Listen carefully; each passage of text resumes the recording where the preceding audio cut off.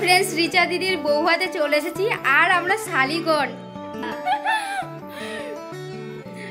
আর এখন রিচা দিদির ঘরে কি সুন্দর করে খাটটা সাজিয়েছে, খুব ভালো লাগছে। আর আমার পুচকু ভাগ্নিটা শুধু আমার দিকে তাকিয়ে আছে আর আজকে অনেক শান্ত আছে অন্য দিন থেকে। রিচা দিদির রিসেপশনে এসেছি আর এত সুন্দর লাগছে দিদিকে, খুব খুব সুন্দর লাগছে। আমার তোকে কেমন লাগতেছে যে বল? ভালো। আর মেকআপ আর্টিস্ট এই যে হলেন আমার নতুন জিজু। তুমি দেখে নাও। হ্যাঁ, এটা হলো ব্লগার চালি।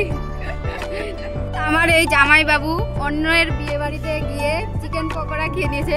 যখনই দেখেছে যে রিচার্ডি রিসেপশনে নাই তখনই বিয়ে বাড়িতে খেয়ে গেছে। আর জামাই বাবুর শাশুড়ির হাসি দেখো,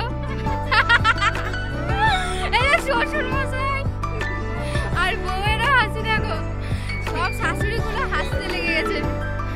এই রিসেপশনের জায়গায় কেউ নেই, চলে এসেছে আমরা এই হিরোদা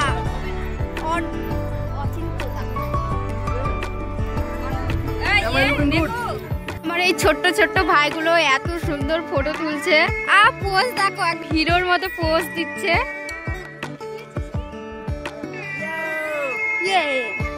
আমরা এখানে গল্প করছি আর এরা দেখো এখানে ফটো তুলছে।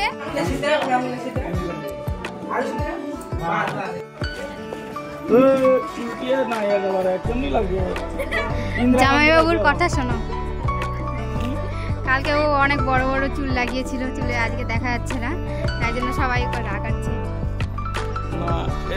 মেয়েটার চুল ছিল অনেক বড় বড়, পদ্মা দিঘির তেল লাগিয়ে, হ্যাঁ আদিবাসী হেয়ার অয়েল লাগিয়ে কালকে বড় হয়ে গেছিল বিয়ের দিন, কিন্তু আজকে নাই।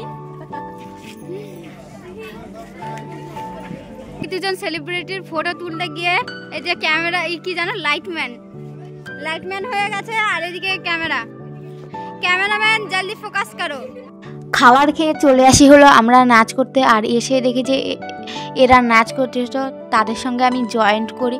আর হঠাৎ মনে হলো যে জামাইবাবুকে আনা যাক, নাচ করতে করতে হঠাৎ মাথায় চলে এসছে, তো আমি চলে গিয়েছিলাম হলো জামাইবাবুকে আনতে এখানে একসঙ্গে নাচ করার জন্য। তারপরে আমরা অনেক নাচ করেছিলাম। দেখো নাচ করার পরে চলে আসি আমরা বাড়ি যাওয়ার জন্য, আর গাড়িতে উঠে যাই। আর শামসি রেলগেটে জানো যে কত জাম্প হয়, তো প্রচুর জাম্প লেগে গিয়েছিল, তো এখানে আমরা অনেক গল্প করছিলাম।